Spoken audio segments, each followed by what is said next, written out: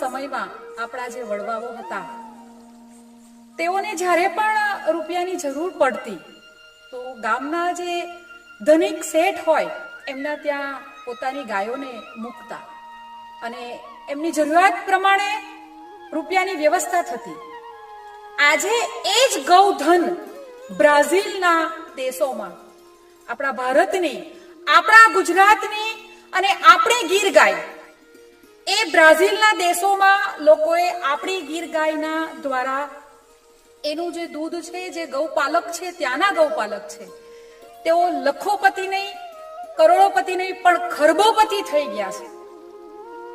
બ્રાઝિલની અંદર આપણી જે ગુજરાતની ગીર ગાયો છે એ ગીર ગાયોનું ખૂબ જ સારો એવો ઉછેર કરવામાં આવ્યો છે અને આપણી ગૌ માતા એના જે દૂધમાંથી એનું જે ગૌમૂત્ર છે, જે એના ગોબર છે, એની તમામ જે તત્વો આપણને ગૌ માતા જે આપણને પ્રદાન કરે છે એનો યોગ્ય રીતે ઉપયોગ કરી બ્રાઝિલમાં ત્યાંનું જે ગૌપાલક વર્ગ છે એ ખૂબ મોટું એક ધનિક વર્ગ થઈ ગયું છે. આપ સૌને જાહેરમાં છૂટ છે, આપ ગૂગલ પર, યુટ્યુબ પર માત્ર એટલું આપ સર્ચ કરશો ગીર ગાય ગુજરાત ઇન બ્રાઝિલ, આપને બધી જ ઇન્ફોર્મેશન મળી જશે.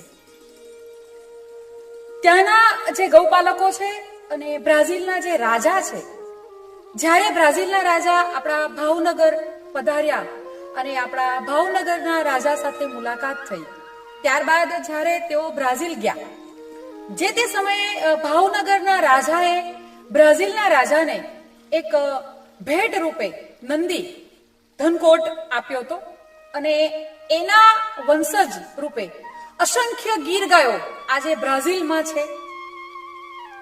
તેમણે ગૌ માતાનું એક ભવ્ય સ્ટેચ્યુ બ્રાઝિલમાં બનાવ્યું છે.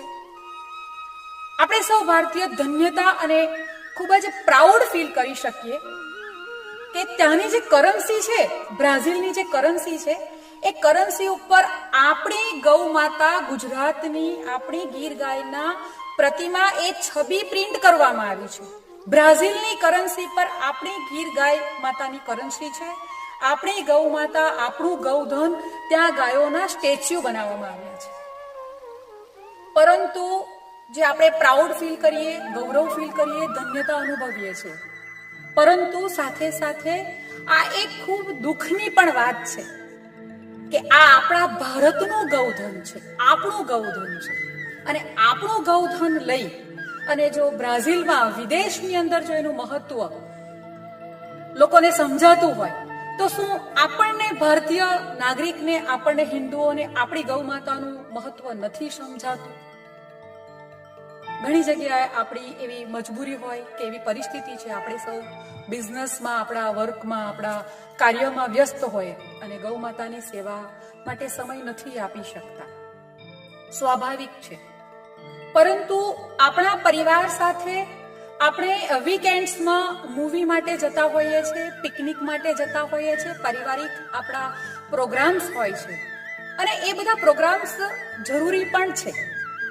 એ જ રીતે આપણા પરિવાર સાથે, આપણી નજીકની ગૌશાળામાં આપણા બાળકો સાથે, આપણા પરિવાર સાથે જરૂરથી આપણે વીકેન્ડ્સમાં મુલાકાત લેવી જોઈએ. જે બ્રાઝિલની ગાયો છે, ગાયનું દૂધનું જે મહત્વ છે એમણે સમજ્યું અને એને પૂરતો ન્યાય આપ્યો, ગાયોના સ્ટેચ્યુ બનાવ્યા. એ જ રીતે આપણી ઘણી બધી ગાયોની જે સંસ્થાઓ છે, ગૌશાળા છે, જે ગૌપાલક છે, જે ગૌ પ્રેમીઓ છે, સૌનો એક પ્રયાસ છે કે ભારતમાં આપણી ગૌ માતાને રાષ્ટ્રમાતા જાહેર કરવામાં આવે અને ટૂંક જ સમયમાં એ કાર્યમાં આપણને સફળતા મળશે. આપણે સૌ ટીવી જોતા હોઈએ છીએ, આપણા બાળકો સાથે આપણે ટીવી જ્યારે પણ જોતા હોઈએ છીએ, આપણને કોકોકોલાની જાહેરાત જોવા મળે, થમ્સઅપ, પેપ્સી, આ બધી જ બ્રાન્ડની જાહેરાતો આપણે ટીવી પર જોઈએ છીએ. પરંતુ શું ક્યારેક પણ આપણે એવી કોઈ જાહેરાત જોઈ છે કે આપણા બાળકને આપણી ગૌ માતાનું દૂધ આપવામાં આવે, જે ખૂબ જ પૌષ્ટિક છે? એ દૂધ નથી કહેવાતું. ગૌ માતાનું દૂધ એક અમૃત કહેવાય છે. જ્યારે એક બાળકનો જન્મ થાય અને કોઈ કારણોસર બાળકને માતાનું દૂધ ન મળી શકે એવી પરિસ્થિતિ હોય, ત્યારે ડોક્ટર પણ સજેસ્ટ કરે છે કે નવજાત શિશુને ગૌ માતાનું દૂધ આપો. સાયન્ટિફિકલી ગૌ દૂધની અંદર એવા તત્વો છે, એવું બુસ્ટિંગ પાવર છે, એવી શક્તિ પ્રદાન કરે છે, રોગ પ્રતિકારક શક્તિ એટલી બધી છે કે આપણા બાળકો થમ્સઅપ, પેપ્સી અને કોકોકોલા મૂકી દે અને જો ગૌ માતાનું દૂધ આપણે આપણા બાળકોને આપીએ તો જરૂરથી એક તંદુરસ્ત અને નિરોગી આપણો દેશ, આપણો જે નવી પેઢી આવી રહી છે, એ નવી પેઢી કમ્પ્લીટલી નિરોગી આપણી સમક્ષ આવી શકે છે. પરંતુ કહેવાય છે કે જો દિખતા હૈ વો બિકતા હૈ. આપણે જે જાહેરાતો જોતા હોય ને બ્રાન્ડ જોઈ આપણે કોકોકોલા, થમ્સઅપ, પેપ્સી અને એ બધો ઉપયોગ કરીએ છીએ. સો હવે આપણે બ્રાઝિલ પાસે પણ શીખવું જોઈએ કે જો આપણી જ ગુજરાતની ગીર ગાયો અને એનું મહત્વ આપણને જ સમજવાની જરૂર છે. આપણા બાળકોને આપણે ગીર ગાયનું દૂધ આપીએ એવી મારી એક વિનંતી છે. કોલ્ડ ડ્રિંક્સ ખૂબ જ હાનિકારક છે. બીજી બાબત કે આપણે સૌ આપણા રહેવા માટે એક બંગલો બનાવતા હોઈએ, મા ભગવતીની, માતાજીની કૃપા હોય અને ભગવાને એટલું ધન દીધું હોય તો આપણે જ્યારે પણ આપણી રહેવા માટે સુવિધા કરીએ અને સુંદર મજાનો એક બંગલાનું આયોજન કરતા હોઈએ, ત્યારે આપણે આર્કિટેક્ટને કહીએ કે મારી 4 વ્હીલ, મારી કાર પલળી ન જાય એ માટે જરૂરથી એક કાર પાર્કિંગ બનાવજો. આપણે આપણી ગાડીની સેફટી વિચારીએ છીએ તો જે આપણી માં છે, જે આપણી ગૌ માતા છે, જેને રાષ્ટ્રમાતા આપણે જાહેર કરવાનો પ્રયાસ કરીએ છીએ, તો શું આપણી, તમારી, મારી, આપણી સૌની ફરજમાં નથી આવતી કે એક આપણે શેડ ગૌ માતા માટે પણ બનાવવો જોઈએ?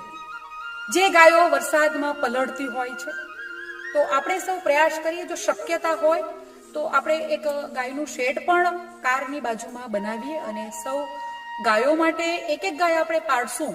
અને જો સિટીમાં રહેતા હોય ને જો શક્યતા ન હોય તો જો વિલેજીસની અંદર જે ગૌ પાલકો છે એમની મુલાકાત લઈએ, એમને શું જરૂરિયાત છે, આપણે શું એમને સહયોગ આપી શકીએ છીએ, એવો પણ આપણે પ્રયાસ કરી શકીએ છીએ. માત્ર આપણે પહેલ કરવાની જરૂર છે. ત્યારબાદ મારે એ કહેવું છે કે પહેલી રોટલી એ ગાયની છે. પરંતુ હું પણ બિઝનેસમાં છું, આપણે સૌ વેપારી વર્ગ જે કંઈ કારણોસર કે નોકરી પર જવું હોય, આપણે અપાર્ટમેન્ટમાં રહેતા હોય, ગાયને વળી શકાય એવી સુવિધા ન હોય કે આપણે નીચે ન રહેતા હોય, જે કંઈ કારણોસર આપણે ગાયની પહેલી રોટલી જે આપવાની હોય એ સેવાનું કાર્ય નથી કરી શકતા, તો એ ફંડ ભેગું કરી આપણી નજીકની ગૌશાળામાં વીકેન્ડ્સમાં પરિવાર સાથે મુલાકાત કરી પહેલી રોટલી ગાયની એ યોગદાન આપણી નજીકની ગૌશાળામાં આપણે આપીએ. જે કોઈ ગામમાં ગૌપાલકો છે એ ગૌપાલકોને આપણે એને ગાયો માટે ઘાસચારો છે, શેરડી છે, અનાજ છે, ત્યાં પણ આપણે આપણું યોગદાન આપી શકીએ છીએ અને આપણી જે ફરજ છે ગૌ માતા પ્રત્યે એ આપણે કરી શકીએ છીએ. હવે નજીકમાં જે આપણા ગાયોનું જે ગૌશાળાઓ છે, ગૌપાલકો છે, એમને પણ હું આભારી છું એમની કે આપ ખૂબ સુંદર મજાની સેવા કરો છો. હવે અમારી જે એક ફરજમાં આવે છે કે જે નજીકનો તહેવાર છે મકર સંક્રાંતિ, તો મકર સંક્રાંતિના તહેવાર પર આપ સૌ પરિવારોને મારી 2 હાથ જોડી વિનંતી છે. હું લક્ષ્મી બારોટ, વલસાડથી આપ સૌ ગૌ પ્રેમીઓને, ગૌ પાલકોને મારી વિનંતી છે કે આપ સૌ નજીકની ગૌશાળામાં મકર સંક્રાંતિના દિવસે જરૂરથી જશો અને ગાયોની સેવા કરશો. આપણા જે ફરજમાં આવે છે એ જ આપણે કરવાનું છે. ગૌ માતાએ આપણને ઘણું આપ્યું છે. જે મોટામાં મોટી બીમારી છે કેન્સર, જેની ડોક્ટર કહે છે કે કોઈ ઈલાજ નથી, એની કોઈ ટ્રીટમેન્ટ નથી, ગૌમૂત્રમાંથી એની ટેબ્લેટ્સ બનાવવામાં આવી છે અને મોટામાં મોટી બીમારી ગૌમૂત્રનું જો તમે સેવન કરે, કેન્સરનો પેશન્ટ જો ગૌમૂત્રનું સેવન કરે તો એની એ બીમારી પણ દૂર થાય છે. આપણા જે ઋષિ મુનિઓ હતા જ્યારે હવન કરતા કે વાતાવરણ શુદ્ધિકરણ થાય, અને વાતાવરણ શુદ્ધિકરણથી જે હમણાં કોરોના અને બધી બીમારીઓ જે હવામાં પ્રચલિત થઈ છે, તો પહેલા આ બધી બીમારી નહોતી. કારણ કે સમયમાં, મંથમાં, તિથિવાર અનુસાર આપણા ઘરે કથા પૂજાનું આયોજન કરતું, આપણે હવનો કરતા અને એ હવનમાં ગૌ માતાના જે ઉપલા છે, જે ગૌ માતાના ગોબરથી આપણે ઉપલા બનાવવામાં આવે છે, એ ઉપલાનો આપણે ઉપયોગ કરતા. બીજા કોઈ પ્રાણીના દૂધનું એટલું મહત્વ નથી, કારણ કે ગૌ માતાના દૂધની અંદર એટલા બધા પૌષ્ટિક તત્વો છે, માટે એને દૂધ નહીં, પરંતુ હું વારંવાર કહું છું કે એને અમૃત કહેવામાં આવે છે. જે રીતે ઘરમાં જે આપણે પાણી પીએ છીએ એને નોર્મલ પાણી કહેવામાં આવે, અને આપણે જ્યારે ગંગાજી જઈએ છીએ તો ત્યાંનું જે પાણી છે એને આપણે ગંગા જળ કહેતા હોય. એટલે compare to other milk, it is not a normal milk. આ એક પૌષ્ટિક તત્વ છે. અને જો ગૌ માતાના દૂધમાંથી જે આપણે ઘી બનાવીએ છીએ, તો એને વૈદિક પદ્ધતિ દ્વારા જો આપણે ઘી બનાવવામાં આવે તો એ ઘીના ઉપયોગથી અસંખ્ય બીમારીઓ દૂર કરી શકાય છે. ગૌ માતાએ આપણને ઘણું આપ્યું છે. સો ચાલો આપણે સૌ ભેગા મળી આપણી ફરજ જે છે એ જરૂરથી નિભાવીએ, અને નજદીકની ગૌશાળાની મકર સંક્રાંતિના દિવસે આપણે મુલાકાત લઈએ, પરિવાર સાથે ગૌ પૂજન કરીએ, એવી આપ સૌને લક્ષ્મી બારોટની નમ્ર વિનંતી છે. જય ગૌ માતા, જય ગૌપાલક.